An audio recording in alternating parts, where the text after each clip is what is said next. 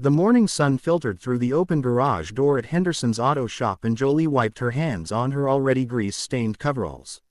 She had been working there for 3 years now and every day brought its own rhythm of engines and oil changes and the satisfaction of fixing something that was broken. At 42 she had found her calling later than most, but that made her appreciate it even more. The rumble of a motorcycle echoed down the street and Jolie looked up from the carburetor she was cleaning.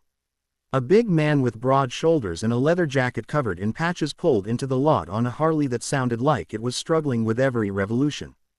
He killed the engine and the sudden silence felt heavy. Jolie stood and walked toward him with a friendly smile. The man was older than she had first thought, with silver streaking through his dark hair and a face that had seen its share of hard miles. His leather vest bore the unmistakable markings of the Hells Angels and Jolie noticed the patches with quiet respect. She knew that vest represented a whole way of life and a brotherhood that outsiders rarely understood. "Can I help you?" she asked. The man looked at her and then past her as if expecting someone else to appear. "Yeah," he said in a voice rough as gravel, "I need someone to look at my bike. She's running hot and the engine's misfiring." Jolie nodded. "Sure thing, let's take a look." The man hesitated. "You the mechanic here?" "I am," Jolie said, meeting his eyes steadily. "Been working on bikes and cars since I was 16. My daddy taught me everything he knew."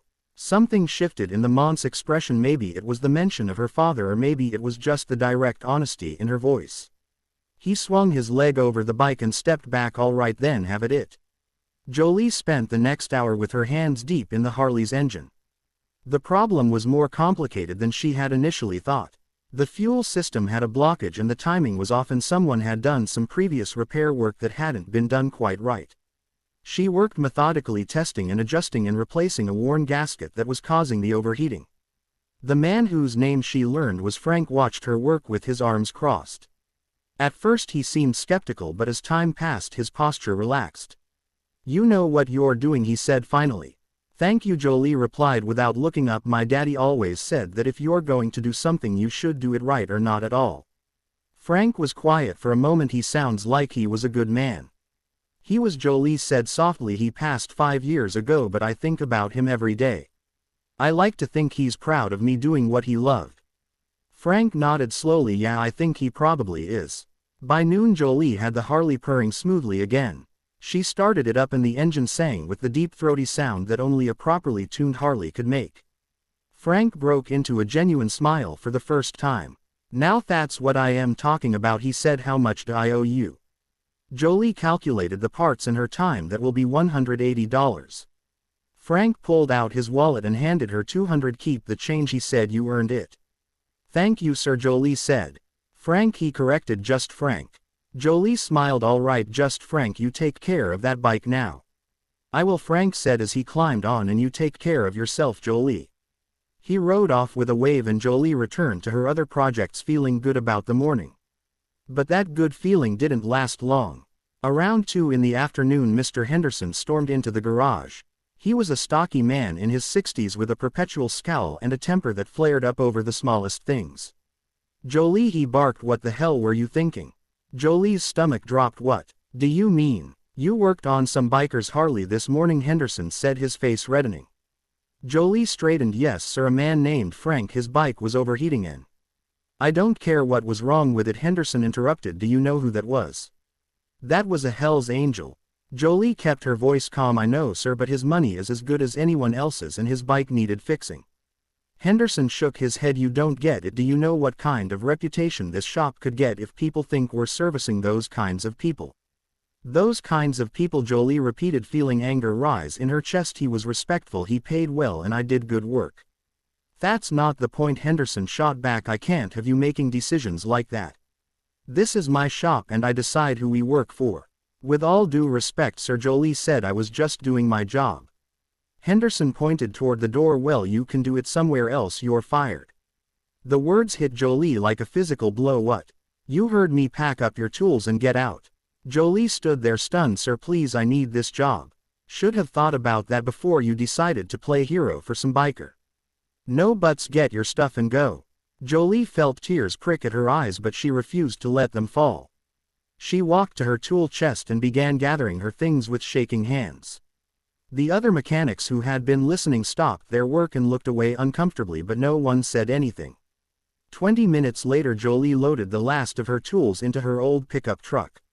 She sat in the driver's seat for a long moment, staring at the garage that had been her second home.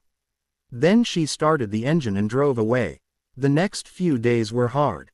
Jolie applied to every garage and auto shop within 30 miles, but no one was hiring.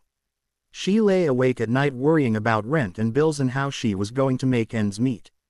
On the fourth day after being fired, her phone rang. It was a number she didn't recognize. "Hello, is this Jolie Thompson?" a smooth voice asked. "Yes, it is. This is Richard Caldwell. I am the CEO of Caldwell Enterprises.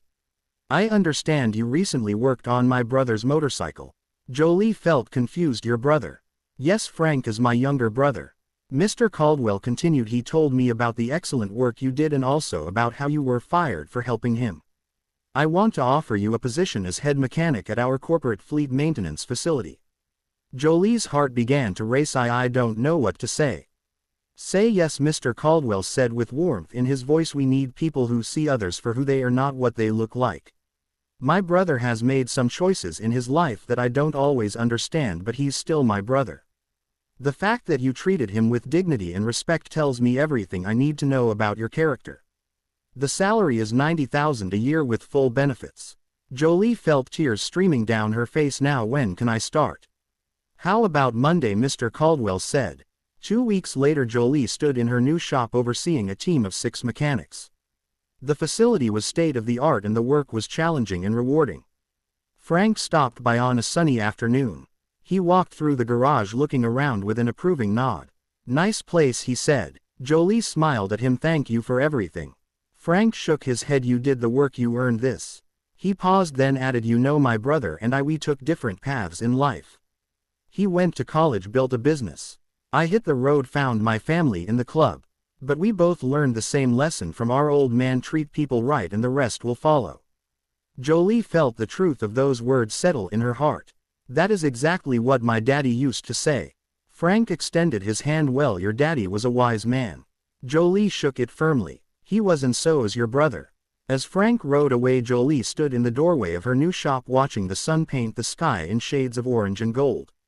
She thought about kindness and second chances and how sometimes doing the right thing costs you everything and gives you everything back in return. Life had taught her that character was not about making the easy choice but about making the right one even when it was hard. And standing there in that moment, she felt her father's pride wash over her like a warm embrace. She knew that somewhere he was smiling.